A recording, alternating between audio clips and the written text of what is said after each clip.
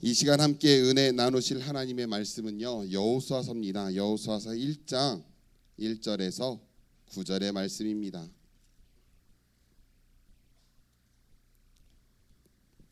여호수아서 1장 1절에서 9절의 말씀입니다.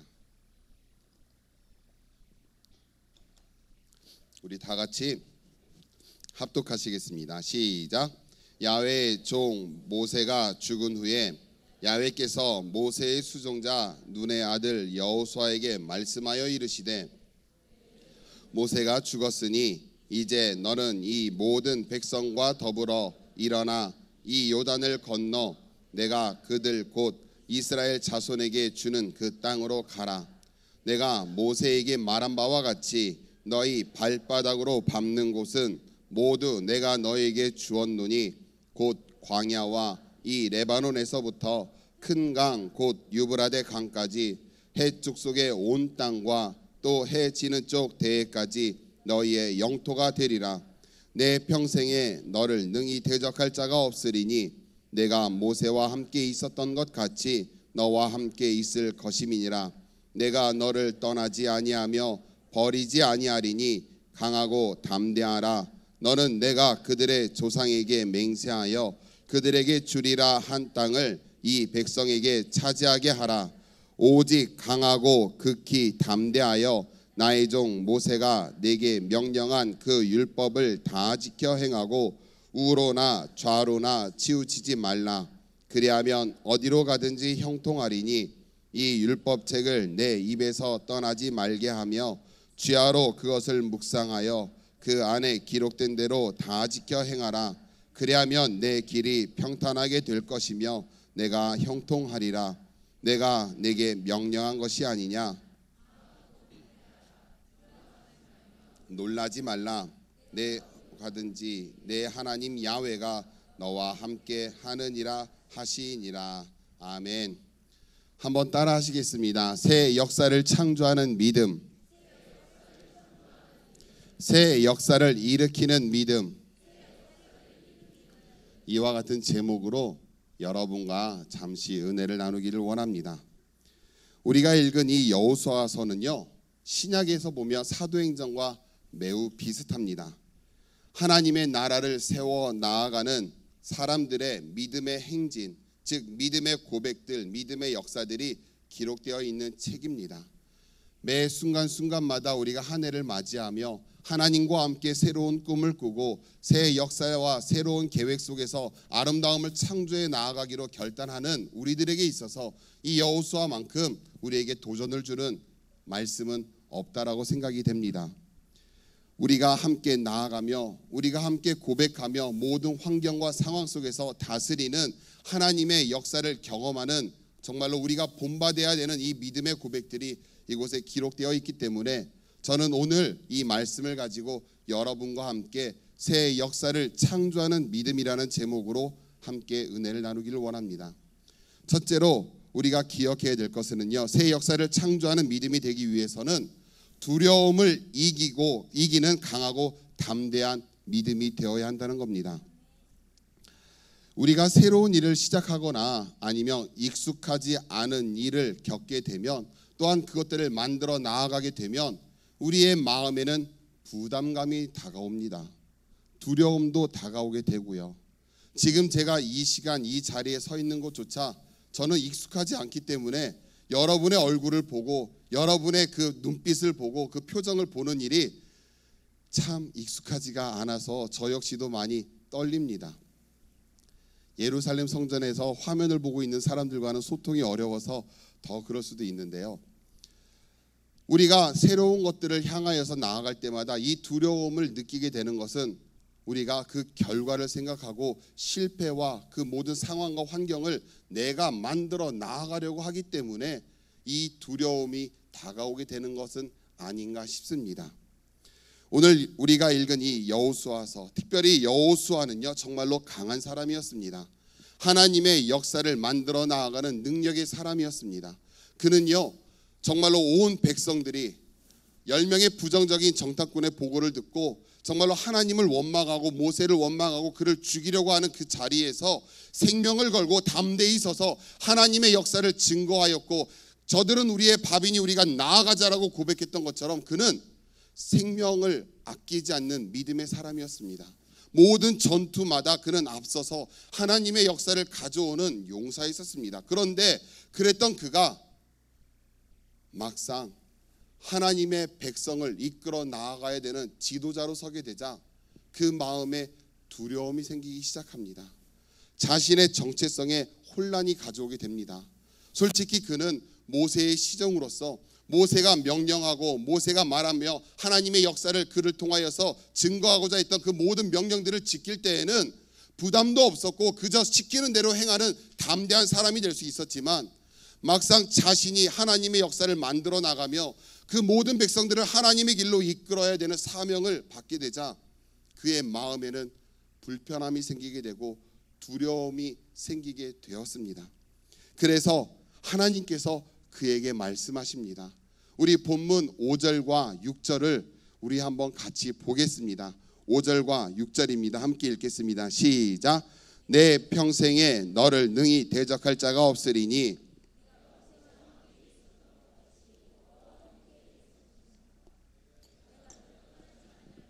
버리지 아니하리니 강하고 담대하라. 너는 내가 그들의 조상에게 맹세하여 그들에게 주리라 한 땅을 이 백성에게 차지하게 하라. 하나님은 여호수아에게 끊임없이 이야기하십니다. 강하고 담대하라. 두려워하지 말고 강하고 담대하라. 정말로 이 1장에서 3번이나 그의 마음 가운데 하나님은 속삭이시고 명령하시고 선포하시면서 그에게 강하고 담대하라라고 이야기하십니다. 왜냐하면 모세가 행한 모든 일들이 모세가 뛰어나고 능력이 있기 때문에 행한 것이 아니라 하나님이 함께 하심으로 인하여서 하나님이 이루신 일이기 때문에 두려워하지 말고 그저 나를 믿고 따르라는 것입니다. 그러면 하나님이 책임져 주신다라는 겁니다. 그래서 여호수아는 그저 하나님과 동행하며 된다라는 것을 하나님은 그에게 알려주고 계십니다. 다시 말해 조건과 환경을 바라보지 말고 실제이신 하나님, 역사를 주관하시는 하나님, 모든 것을 다스리시고 이끄시는 하나님께 집중하면 그의 삶에는 기적이 일어난다라는 것입니다.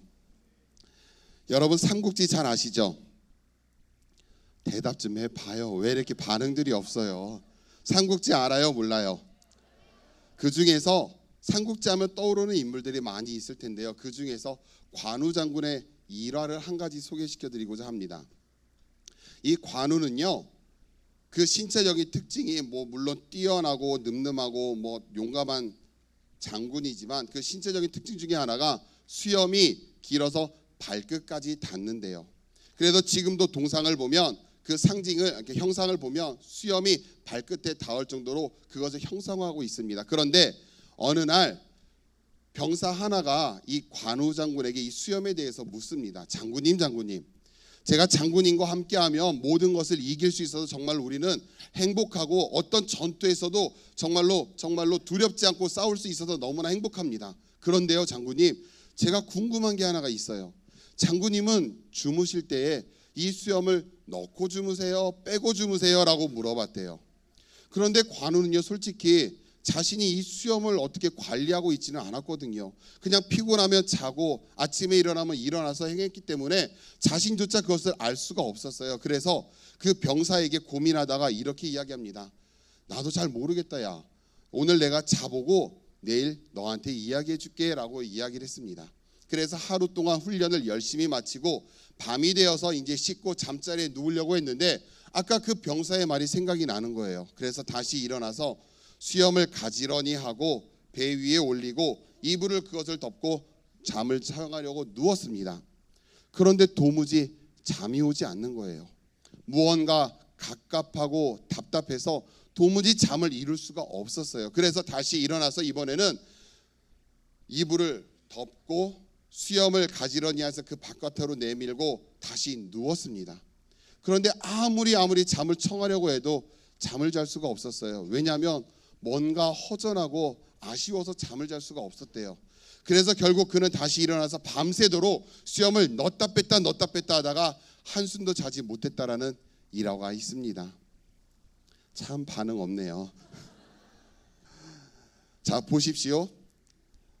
군인은요, 열심히 훈련을 하고 밤에 쉼을 얻고 다시 자신을 충전해서 다음날 훈련을 하는 것이 군인의 사명입니다. 그런데 관우가 자신이 해야 할 일에 집중하지 못하고 엉뚱한 것에 마음을 빼앗기다 보니까 자신이 막상 해야 할 일을 놓치고 자신의 삶을 흐트러지게 만들었다는 것입니다. 우리도 마찬가지입니다. 우리가 하나님을 만나지 못하면은요, 정말로 막상 해야 할 일들, 정말로 실제에 관심을 갖지 못하고 집중하지 못하면 우리는 조건에 목숨을 걸게 됩니다. 왜냐하면 그 조건이 나의 성공과 실패를 좌우한다고 생각하기 때문에 사람들은 끊임없이 노력하고 끊임없이 그것들을 만들어 나아가려고, 환경을 바꾸려고 노력을 하게 됩니다. 그러나 하나님을 만나면은요, 이러한 나쁜 조건도 개의치 않을 수가 있습니다. 왜냐하면 하나님이 나를 이끄시기 때문에 그렇습니다. 사무엘상 15장을 보면은요, 참 재미있는 사건이 하나 나옵니다. 조건에 목숨을 걸었던 사울에 대한 이야기가 나오는데요, 백성들에게 인정받기 위해서 아말렉의 전투에서 그는 하나님의 명령을 어기고 아각 왕을 사로잡고 모든 것을 진멸해야 함에도 불구하고 좋은 것들은 골라서 자신이 취합니다. 그리고 한술 더 나아가 그는 갈멜에 가서 승전 기념비를 세웁니다. 자신의 업적과 자신의 그 삶의 질을 높이기 위해서, 백성들에게 알리기 위해서 인정받는 왕이 되고자 그는 정말로 최선을 다해서 노력을 합니다. 그때에 하나님의 선지자 사무엘이 와서 그를 꾸짖습니다. 왜 하나님의 말씀대로 하지 않느냐는 것입니다. 그런데 사울은 변명합니다. 끊임없이 나는 말씀대로 지켰다라고 이야기합니다. 그러자 사무엘이 그를 심히 나무라며 하나님께서 당신을 버리셨다라고 이야기하자 그가 변명을 합니다. 사무엘상 15장 우리 24절을 한번 보겠습니다. 말씀 한번 읽어볼까요? 시작. 사무엘이 사울에게 이르되 내가 범죄하였나이다. 내가 야훼의 명령과 당신의 말씀을 어긴 것은 내가 백성을 두려워하여 그들의 말을 청종하였음이니이다 라고 이야기합니다. 그의 중심은, 그의 마음의 중심은 오직 백성들이었습니다. 그의 삶을 이끌어 가시는 하나님, 그를 왕으로 세우신 하나님을 바라보지 못하고 자신의 인기와 자신의 능력과 자신의 삶을 이끌어가는 것이 백성들이라 생각해서 끊임없이 그들에게 인정받고자 노력했습니다. 그때에 다시 한번 사무엘이 확정합니다. 선포합니다. 하나님이 너를 버리셨고 왕으로 세우지 않으셨다라고 이야기하자 그가 다시 한번 사무엘에게 간청합니다. 15장 30절 한번 읽어볼까요? 15장 30절입니다. 시작. 이스라엘 앞에서 나를 높이사 나와 함께 돌아가서 내가 당신의 하나님 야훼께 경배하게 하소서 하더라. 보세요. 그는 계속해서 하나님이 자신을 버리셨다라는 그 엄청난 말씀에도 충격을 받는 것이 아니라, 회개하는 것이 아니라, 무릎 꿇는 것이 아니라, 백성들이 나를 혹시라도 하나님께서 인정하지 않는 사람으로 비춰질까, 선지자가 동행하지 않으면 백성들이 오해할까 두려우니 나와 같이 가서 예배하고 하나님께 대신 알려달라고 이야기를 합니다. 그의 마음은 끊임없이 백성들에게 맞춰져 있었습니다. 결국 모든 축복의 근원이신 하나님으로부터 버림받게 되었고 그는 역사에서 사라지는, 정말로 하나님께 인정받는 삶에서 역사에서 사라져버리는 실패자로서 성경에 기록하게 되었다라는 것입니다. 오늘날 청년들의 삶은요, 정말 힘든 것 같습니다. 제가 청년일 때도 마찬가지였고 물론 지금도 청년이지만요, 지금의 삶도 힘들지만 여러분을 바라볼 때에 정말로 힘든 삶을 만들어가는 것 같아서 너무나 안타깝기도 합니다. 자신의 가치를 높이기 위해서, 정말로 자신의 그 영향을 끌어올리기 위해서 이 스펙을 쌓아가는 일에 너무나도 몰두하다 보니까 정말로 내 삶이 과연 나의 정체성이 무엇인지도 때로는 흔들릴 때도 있는 친구들을 많이 보게 됩니다. 인생의 가난이 앞에 있는데 우리는 이것들을 어떻게 펼쳐 나가야 될지, 이 인생의 가난을 어떻게 정복해 나가야 될지, 우리는 그 두려움 속에서, 그 연약함 속에서 우리는 끊임없이 번민하고 있지는 않습니까? 이 두려움을 이기기 위해서 자신을 더 포장하려고 하고 자신에게 더욱더 집중하여서 이것을 더욱더 쌓아가는 일에 계속해서 쳇바퀴 돌듯이 우리는 끊임없이 엉뚱한 일에 우리의 모든 에너지를 집중하게 됩니다. 함께 하시는 하나님을 바라보십시오. 내 삶을 이끌어 가시는 하나님께 집중하십시오. 정말로 내가 이 쌓아가는 모든 일들이 하나님의 역사를 만들어 나아가기 위한 준비라면 그것은 바른 방향입니다. 그러나 이 모든 것들이 나를 위한 것이고 나의 삶의 편안함을 위하여서 수단이 되어지고 방법이 되어지고 목적이 되어져서는 하나님은 그것을 사용하실 수 없기 때문에 이것은 사울과 같은 잘못된 방법이 되고 맙니다. 여러분의 그 노력과 여러분의 그 열정과 여러분의 그 헌신이 바른 방향이 되어서 하나님과 함께 새 역사를 만들어 나아갈 수 있는 준비의 시간이 되기를 저는 소망합니다. 정말로 공부하고 일하고 수고하고 노력하는 이 모든 것들이 하나님의 뜻 안에서 하나님과 함께 나아가는 방향으로 알맞게 맞추어져서 하나님이 쓰실 수 있는 준비가 되어지는 삶이 되시기를 주님의 이름으로 부탁드립니다. 두 번째로 우리가 기억해야 될 것은요, 새 역사를 창조하는 믿음이 되기 위해서는요, 올바른 기준과 원칙을 세우고 지키는 믿음이 되어야 한다는 겁니다. 우리가 모든 일을 할 때요, 어떤 일을 계획하고 어떤 일을 만들어 나가려고 하면은요, 그것을 잘 만들어 가기 위해서 그것들을 계획하고 그 기준을 정하고 원칙을 정해서 그 일들을 해 나갑니다. 예를 들어서 제가 성지순례를 가게 되었어요. 진짜로 갔으면 좋겠어요. 그런데 성지순례를 가게 되었는데 전날 열심히 짐을 싸고 티켓도 준비하고 여권도 준비해서 잠을 잤습니다. 그리고 아침이 되어서 공항에 딱 나갔는데 이게 웬일이에요. 너무나 멋있는 곳이 있어요. 없는 물건이 없고 너무나도 예쁜 것들이, 진귀한 것들이 많아요. 면세점이에요. 그래서 그곳을 구경하다가 내가 사고 싶은 것, 내가 보고 싶은 것, 이런 것들을 만들어 가다가 정작 내가 해야 될 일들, 비행기를 놓치고 말았습니다. 그러면 내가 잘한 거예요, 잘못한 거예요? 잘한 거예요, 잘못한 거예요? 내가 좋은 일을 했어요. 내가 원하는 일을 했어요. 그런데 내가 바른 방향으로 나아간 걸까요? 잘못된 것일까요? 그렇죠. 여행을 가는 것이 목적인데 내가 엉뚱한 것에 마음을 빼앗기다 보니까 목적이 변질되고 말았다는 것입니다.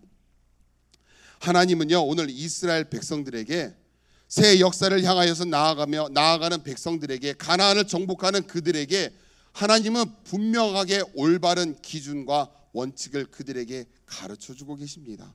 우리 본문 1장 7절에서 8절을 우리 한번 같이 읽어보겠습니다. 시작. 오직 강하고 극히 담대하여 나의 종 모세가 내게 명령한 그 율법을 다 지켜 행하고 우로나 좌로나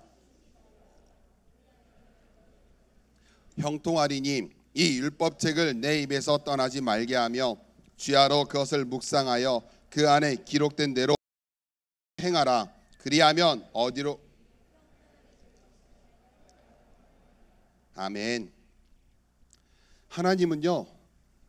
하나님은 그들에게 하나님의 말씀을 지키라라고 이야기를 하십니다. 이 율법책이 내 입에서 떠나지 말게 하라라고 이야기하세요. 삶의 모든 고백과 그 모든 순간에 하나님의 말씀이 접목되어져야 된다라고 말씀하고 계십니다. 그런데 우리가 이 하나님의 말씀을 아는 방법이 5가지가 있습니다. 우리 그림을 한번 띄워주실래요? 오늘 자막실 수고가 많으셔서 감사합니다. 그림을 한번 보겠습니다. 성경을 알아가는 방법은 5가지예요. 첫째, 읽기. 두 번째, 열심히 쓰면 알 수가 있어요. 세 번째, 열심히 말씀을 들으면 우리가 하나님의 말씀을 알게 돼요. 네 번째, 이 말씀을 외우고 암송하면 하나님의 말씀을 깨닫게 됩니다. 또한 다섯 번째, 이 말씀을 묵상하는 것이 있어요. 보세요. 읽기, 쓰기, 듣기, 외우기, 묵상하기. 예전에 카리스 철야 때 한번 했었는데요. 이 다섯 가지 중에 정말로 중요한 것을 하나를 뽑으라면 여러분은 어떤 거를 뽑겠습니까? 읽기, 쓰기, 듣기, 외우기, 묵상하기. 한번 읽기 한번 손 들어 주실래요? 참 반응이 없네요. 예루살렘 성전에서는 화면을 들고 손 들기는 그럴 거니까 마음으로 고백하시기 바랍니다. 쓰기, 열심히 쓰면 내가 하나님의 말씀을 더욱더 알 수 있다. 그러면 열심히 듣기, 열심히 내가 매일같이 들으면 하나님의 말씀이 내게 들려지기 때문에 더 깊이 할 수 있다. 참 반응이 없어요. 기다리는 걸까요? 그러면 네 번째, 외우기, 암송하는 것. 그래요. 뭐 자신 있게 들어요. 뭐 이렇게 세련되게 뭐 고상한 척하고 그래요. 그냥 자신 있게 해요. 다섯 번째, 묵상하기. 와, 역시 청년들이 우리 수준이 높군요. 답은요, 묵상하기예요. 그런데 한번 보세요. 자, 이 그림처럼 우리가 한번 성경을 한번 잡아볼까요? 왜 그런지 한번 이해를 돕기 위해서 해보겠습니다. 이제 화면을 저로 바꿔주세요. 자, 엄지하고 검지만 붙이고 다 띄워보세요. 돼요, 안 돼요? 돼요, 안 돼요? 자, 이번엔요, 중지하고 엄지하고 붙이고 다 띄워보세요. 돼요, 안 돼요? 되죠? 이번엔 애지인가요? 애지하고 엄지하고 붙여보세요. 돼요, 안 돼요? 약지예요? 뭐예요? 애지 아니에요? 네 번째, 사랑 애자 써서 애지 아니에요? 미안해요. 아무튼 힘은 들지만 돼요, 안 돼요? 그리고 새끼손가락하고 약지하고 엄지하고 붙여보세요. 돼요, 안 돼요? 힘은 들지만 돼요. 그렇죠? 자, 이번에는 다 잡고 엄지를 한번 떼어보세요. 돼요, 안 돼요? 뒤집으면 돼요. 맞아요. 누가 그러더라고요. 뒤집으면 돼요. 참 똑똑해요. 자, 보세요. 왜 이것을 하냐면은요, 우리가 아무리 말씀을 읽고 아무리 말씀을 쓰고 아무리 말씀을 듣고 아무리 말씀을 외워도 이 삶에 접목되어지는 내 삶 가운데 역사하시는 하나님의 말씀으로 받아들이는 묵상의 단계가 없으면 이것은 내 머리에 쌓이는 지식이지 내 삶을 바꾸는 하나님의 말씀이 되지 못한다라는 겁니다. 우리가 머리를 키우는 것이 아니라 가슴을 하나님과 연결되어져서 하나님이 주시는 감동이 나의 삶을 이끌어 나아가야 되는데 우리는 끊임없이 머리로만 믿으려고 하기 때문에 이 땅 가운데서 많이 흔들리게 됩니다. 이 말씀이 내 삶에 적용될 수 있도록 우리는 끊임없이 묵상하며 몸부림쳐야 됩니다. 그럴 때 하나님이 나를 이끌어 나갈 수 있는 삶의 기준이 되고 삶의 원칙이 될 수 있다는 것입니다. 이런 글을 읽은 적이 있어요. 좀 옛날 글인 것 같아요. 내용을 보니까요. 비행기를 조종할 때의 일입니다. 이 조종할 때요, 보통 이 조종하는 이 조종사들이요, 창을 보고 경치를 보고 모든 것 하나님이 만드신 자연을 보면서 정말로 느낌을 가지고 운행을 한답니다. 즉 자신의 감각을 의지해서 운행을 한대요. 그런데 이들이요, 폭풍우 속을 지나게 될 때는요, 이들은 감각을 바라보는 것이 아니라 그들은 철저하게 계기판을 보고 운전합니다. 밖을 보는 것이 아니라 밑에를 내려다보고 운전을 한대요. 왜냐 그랬더니 이 폭풍우 속에 들어가게 되면요, 난기류도 있고 흔들림이 있어서 감각을 의지할 때는요, 천지가 다 하얗기 때문에 어디가 위고 어디가 아래인지 도무지 균형을 잡을 수 있는 감각이 없어져 버린답니다. 그러다 보면 자신도 모르게 비행기를 뒤집어 버리는 경우도 있기 때문에 그들은 철저하게 훈련받기를 폭풍 속을 지날 때에는요, 계기판만 보고 운행을 한다고 합니다. 우리도 마찬가지입니다. 우리도요, 말씀에 집중하는 훈련을 해야만 합니다. 때때로 우리의 현실은요, 하나님의 말씀과 일치하지를 않아요. 우리가 기쁘고 평안하고 행복할 때는요, 그저 감사하고 정말로 걱정도 없고 근심도 없어서 날마다 해피합니다. 그런데 내 삶에 정말로 이 시대와 같이 우리가 살아가고 있는 현실과 같이 정말로 내가 원하지도 않고 기다리지도 않았던 이 고난과 역경들이 나의 삶 가운데 다가오게 될 때 우리는 어떤 선택을 해야 할지 모릅니다. 하나님의 말씀 안에서 선택해야 되는데 우리는 세상 가운데서 끊임없이 흔들리게 됩니다. 말씀대로 살아가며 하나님의 역사를 이끌어 나아가고자 결단하지만 그러한 모습들은요, 남보다 뒤처지는 것처럼 느껴지게 됩니다. 정말로 이 불황의 시대 속에서 정말로 아끼고 저축해도 모자랄 판에 오히려 하나님께 헌신하고 하나님께 드리라고 하고 11조를 바치라고 합니다. 참 아이러니해요. 시간을 쪼개어서 공부해도 모자르고 열심히 일해도 인정받을까 말까 한데 하나님께 나와서 예배하라 그러고 안식하라 하고 헌신하라고 합니다. RK 나가라고 하고 월드미션 들어가라고 하고 순간순간마다 각종 예배를 만들어서 끊임없이 우리들에게 귀찮게 하는 것 같습니다.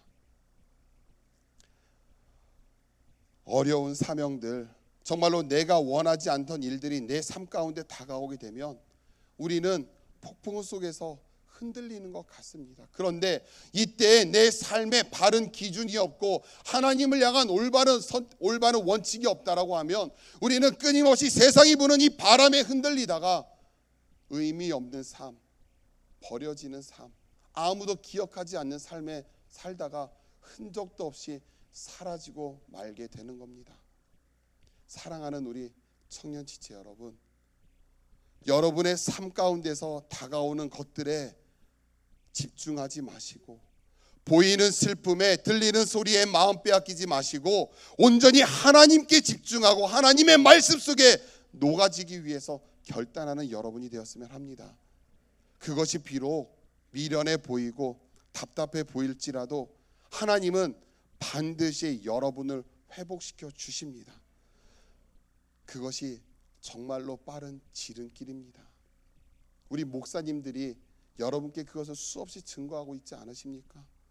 우리 기관장 목사님들이 매일 철야 때마다 설교하면서 여러분들에게 하나님께 더욱더 가까이 하고자 끊임없이 선포하면서 이끌어 나가기 위해서 여러분들에게 외치고 계시지 않으십니까? 왜 그 말에는 집중하지 못하고 세상이 주는 말들에 흔들려서 자꾸 넘어지려 하십니까? 하나님을 바라보십시오.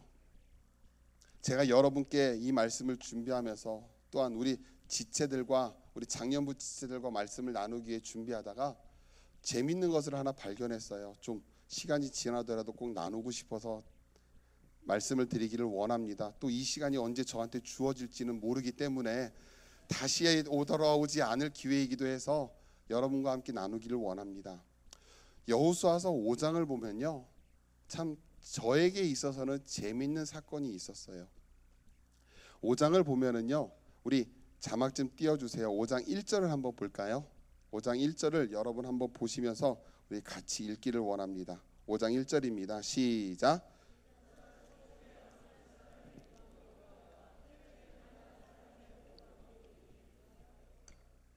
왜 안 읽으세요? 우리를 건너게 하셨음을 듣고 마음이 녹았고 이스라엘 자손들 때문에 정신을 잃었더라. 아, 저만 바라보시니까 화면이 안 보이시는군요. 아, 예. 자, 보세요. 이스라엘이 요단을 건넙니다. 건너자 거기에 보세요. 1장의 1절에 보면 아모리 요단 서쪽의 아모리 사람의 모든 왕들과 해변의 가나안 사람의 모든 왕들이 야훼께서 요단물을 이스라엘 자손들 앞에서 말리시고 우리를 건너게 하셨음을 듣고 그들의 마음이 어떻게 됐다고요? 녹았고 정신을 잃었더라라고 이야기합니다. 지금 쳐 들어가면 그들은 속절없이 다 무너질 수 있는 상황입니다. 우리의 사기는 높고 적들의 사기는 땅에 떨어졌기 때문에 그저 어린애가 들어가도 이길 수 있는 상황입니다. 그런데 2절에 보면은요, 한번 보실래요? 2절을 띄워주세요. 죄송합니다. 2절에 보면요, 시작. 그때에 야훼께서 여호수아에게 이르시되 너는 부싯돌로 칼을 만들어 이스라엘 자손들에게 다시 할례를 행하라 하시매. 보세요. 그때에, 절호의 찬스가 다가온 이때에 하나님이 무엇을 명하세요? 무엇을 명하세요? 할례를 명하세요. 이 할례가 얼마나 아픈지는 여러분은 모르실 거예요. 죄송해요. 자꾸 얘기가 딴 데로 가면 안 되니까 집중할게요. 정말로 이 할례에 대해서는요, 창세기 34장에 나오는데요, 이 할례 때문에 한 부족이 단 몇 사람 때문에 멸절을 당할 정도로 정말로 생명을 거는 일입니다. 그런데 하나님이 지금 여리고가 눈앞에 있는데, 정말로 백성들이 눈앞에 있는, 원수들이 눈앞에 있는데 그 자리에서 할례를 행하라는 거예요. 왜 그러셨을까요? 저는 이 말씀을 보면서 한 가지 궁금증이 생기는 거예요. 정말로 내 삶에서 원수가 내 앞에 있는데 내가 그 앞에서 완전히 엎드려서 절하라고 하면 그것이 내게 축복일까요? 저주일까요? 축복일까요? 저주일까요? 모르겠어요. 그래요. 한 번 더 생각해 보시고 그러면 다음 10절로 넘어가겠습니다. 한번 생각해 보세요. 5장 10절을 한번 보겠습니다. 10절에서 12절을 우리 같이 읽어볼게요. 시작. 또 이스라엘 자손들이 길갈에 진쳤고 그달 14일 저녁에는 여리고 평지에서 유월절을 지켰으며 이튿날에 그 땅의 소산물을 먹되 그날에 무교병과 볶은 곡식을 먹었더라. 또 그 땅의 소산물을 먹은 다음 날에 만나가 그쳤으니 이스라엘 사람들이 다시는 만나를 얻지 못하였고 그 해에 가나안 땅에 소출을 먹었더라. 아멘. 보세요. 하나님께서 할례를 행하라고 해서 할례를 했어요. 유월절을 지키라고 해서 유월절을 지켰어요. 하나님의 말씀에 단 하나도 어긋남이 없이 그들은 그대로 지켰습니다. 그런데 12절에 보니까 다음 날 만나가 그칩니다.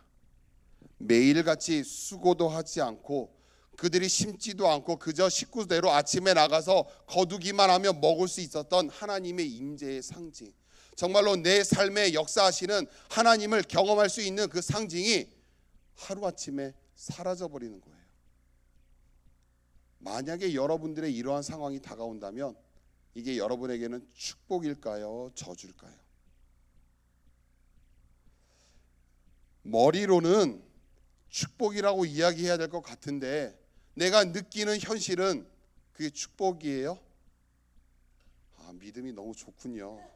제 삶에 대해서는 저는 이게 축복으로 다가오지가 않아요. 정말로 나의 삶에 다가오는 위기고 내 삶 가운데 하나님의 임재가 끊어지는 두려움이고 하나님과 가까이 나아가고자 하는 이 몸부림이 버려진 것 같은 고립감이 더 느껴지게 되는 것 같아서 저주로 느껴지게 될 것 같아요. 그러면 하나님은 왜 그렇게 행하셨을까요? 궁금하시면 내일 1시 예배에 오시기 바랍니다. 말씀을 간단히 드리자면요, 하나님께서 허락하신 그 땅은요, 그들의 손으로 만들어 나아가는 새 역사를 일으키는 하나님의 약속의 땅입니다. 그런데 그들은 끊임없이 하나님으로부터 모든 것을 공급받고 있기 때문에 그들의 손으로 아무것도 이루려고 하지 않습니다. 그 땅을 통하여서 하나님의 축복을 경험해야 되는데 정말로 젖과 꿀이 흐르는 가나안 땅이어야 되는데 그들의 삶에서 정말로 젖과 꿀이 흐르는지 안 흐르는지 그들은 심지도 않으면 알 수가 없잖아요. 예를 들어서 저에게 늦둥이가 있어요. 셋째가.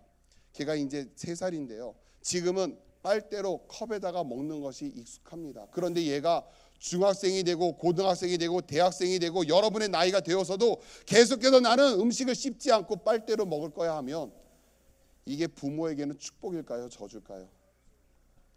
저주죠.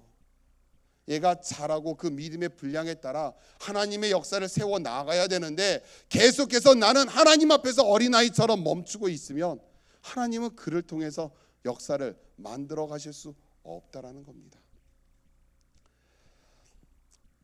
나는 거기까지 생각하지 못했는데 하나님은 모든 것을 아시고 나를 이끌어 가시는 겁니다. 하나님의 말씀에 집중하십시오.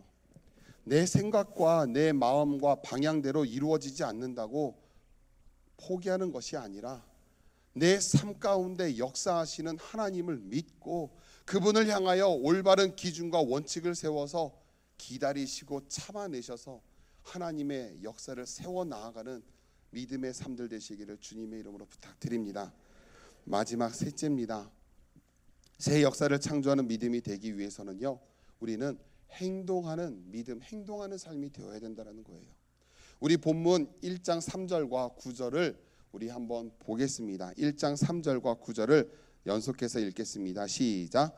내가 모세에게 말한 바와 같이 너희 발바닥으로 밟는 곳은 모두 내가 너희에게 주었노니. 9절입니다. 내가 내게 명령한 것이 아니냐.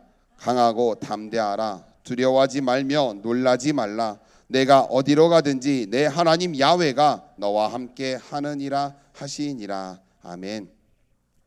3절에 보니까요, 하나님이 말씀하십니다.